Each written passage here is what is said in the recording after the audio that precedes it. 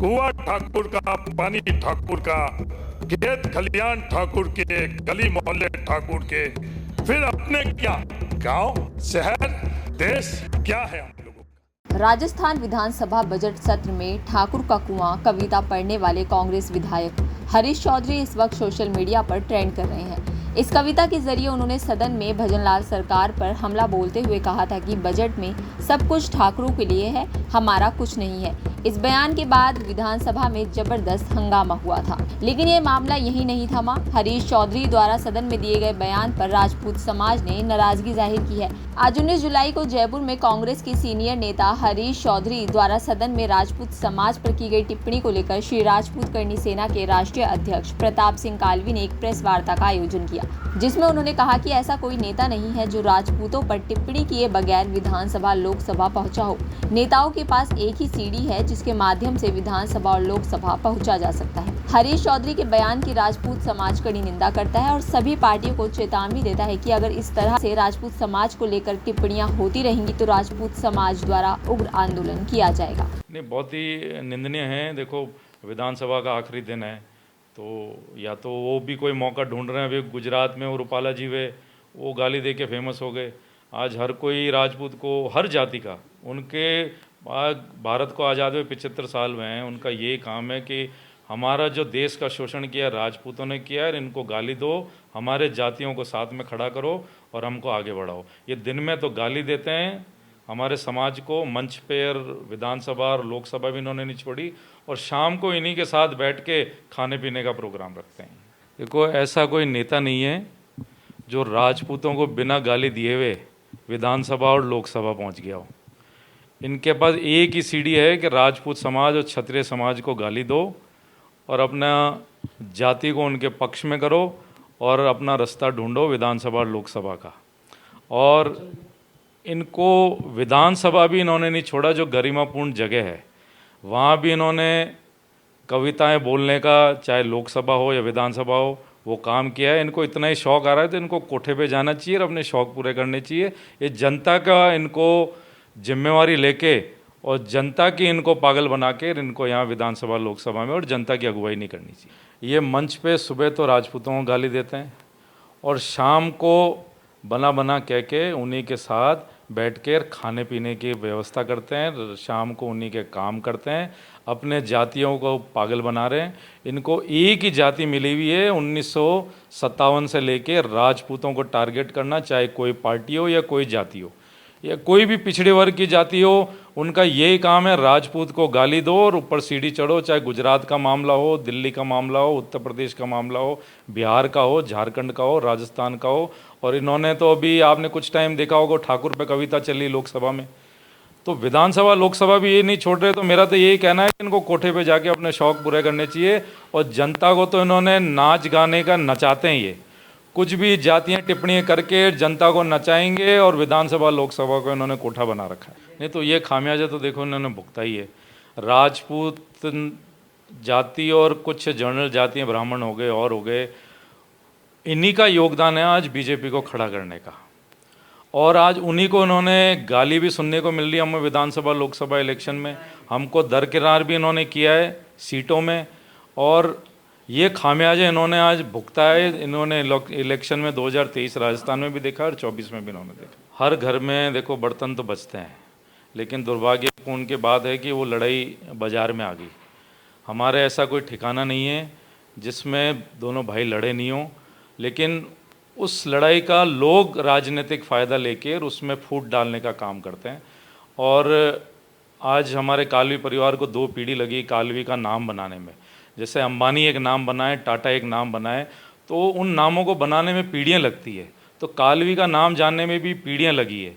और उसको एक सामाजिक संगठन कालवी साहब ने, पिताश्री ने बनाया, करनी सेना समाज कल्याण में। लेकिन साहब के जाने के बाद दुर्भाग्यपूर्ण है कि उनको निजी कुछ काम धंधों में, कुछ वसूली में, कुछ घर चलाने में और अपना गाड़ी में तेल डलाने का उन्होंने काम कर दिया, निजी फ़ायदों को काम कर दिया है। वो जो मूल उसका जो उद्देश्य था समाज कल्याण का, वो भूल के उन्होंने अपनी अपनी दुकानें खोलने का काम किया। तो वो खामियाजा हम समाज को भी भुगतना पड़ रहा है और संगठन को भी भुगतना पड़ रहा है।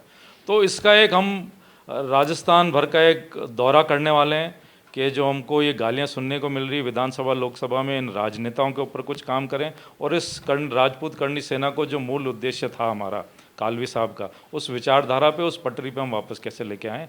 तो उस पर हम लोग जल्द ही कुछ ही दिनों में हम लोग राजस्थान दौरे पे और भारत दौरे पे हम निकलेंगे। आगे किस तरह की रूपरेखा रहेगी राजपूत समाज की इस बात? नहीं, हम लोग देखो समाज के जितने भी संगठन हैं आपस में हमारी चर्चा चल रही है। हम जल्द ही ज़मीनी स्तर पे उतरेंगे और जो भी राज्य में सीटों पे जो रिफॉर्म होगा और 5 जगह जो इलेक्शन भी हैं, तो हम उतर के कि हम ऐसा कुछ करें कि जो हमारी राजपूतों की जो स्वाभिमान था ये कैसे मिटता जा रहा है, और ये पार्टियां और ये जो राजनेता है जो जातिवाद का जहर घोल रहे हैं हमारे पे, ये कैसे इसको हम वापस कम करें। जो विश्वास था, एक राजपूत एक आर्मी का और सुरक्षा का काम करता था, वो अपने बहन बेटियों की भी कुर्बानी देता था खुद होते हुए। तो आज उस ज़माने की आर्मी को आप गाली दे रहे हैं जो इतने सालों तक जिसको हिंदुत्व सनातन की जो परिकाष्ठा है, आप उसी को गाली दे रहे हैं। एक ठाकुर का पद इसीलिए मिलता था, ठाकुर जी भगवान के बराबर हमको पद दिया जाता था, क्योंकि हम हमारा सर कटा लेते थे गाय को बचाने के लिए, हम हमारा सर कटा लेते थे ओबीसी SC/ST को बचाने के लिए। लेकिन आज दुर्भाग्यपूर्ण की बात है कि हम इस लोकतंत्र में हमारे इतना योगदान होने के बाद गढ़ किले हमने बनाए सिर्फ राजपूतों की सुरक्षा के लिए नहीं, सभी 36 कौम को जिसको असुरक्षा, जिसको मरने का खतरा होता था, उस किले में उसको हम सुरक्षा देते थे और उस सुरक्षा की जिम्मेवारी हम हमारा सर कटा तक की हम नौबत नहीं आती थी। और ये आज हमको सुनने में क्या मिल रहा है कि गढ़ किले हैं जो इनकी बजट की हमको वो आह्वान दे रहे हैं कि हमारे लिए गढ़ किले तो 90% सरकार के पास है, हमारे पास है भी नहीं। आज आमेर का किला सरकार के पास है, चित्तौड़ का किला सरकार के पास है। तो भारत के राज्य के जितने भी बड़े बड़े किले हैं वो सरकार के पास है, राजपूत और ठाकुरों के पास है नहीं। हमको ये वापस दे दो, तो ये दुर्गति जो आज इनके गढ़ किलों की हो रही है हम ये होने भी नहीं देंगे। जाट राजपूतों को तो देखो मैं यही संदेश देना चाह रहा हूँ, सुबह तो देखो ये मंच पे गाली देते हैं राजपूतों को, और शाम को इनको वोट ही तभी मिलेंगे जब ये गाली देंगे। इनका समाज है, जाट समाज है, जाट नेता जब तक राजपूत को गाली नहीं देगा ये इनको पता भी नहीं लगेगा कि हमारे ये जाट नेता हमारा है। जब तक राजपूत को गाली देके पेट नहीं भरेगा। और सबसे ज़्यादा फिर ये काम शाम को बैठ के काम भी ये करते हैं, खाने पीने का काम है, राजपूतों को बुला के खाना पीना भी एक साथ खाते हैं और उनका काम भी भरपूर करते हैं।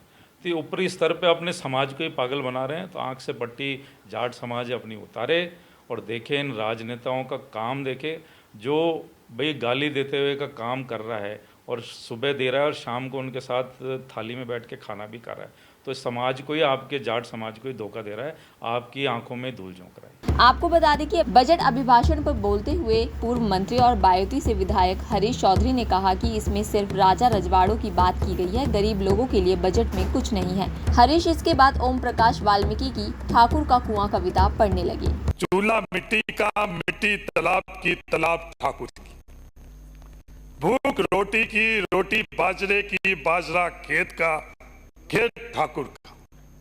बैल ठाकुर का, हल ठाकुर का, हल की मूठ पर हथेली अपनी। फसल ठाकुर की, कुआं ठाकुर का, पानी ठाकुर का, खेत खलियान ठाकुर के, गली मोहल्ले ठाकुर के। फिर अपने क्या, गांव, शहर, देश क्या है हम लोगों का। इस पूरी खबर पर क्या कहना है आपका, हमें कमेंट बॉक्स में जरूर बताएं। बाकी इसी तरह की और तमाम जानकारी के लिए आप बने रहिए द फ्रीडम न्यूज के साथ।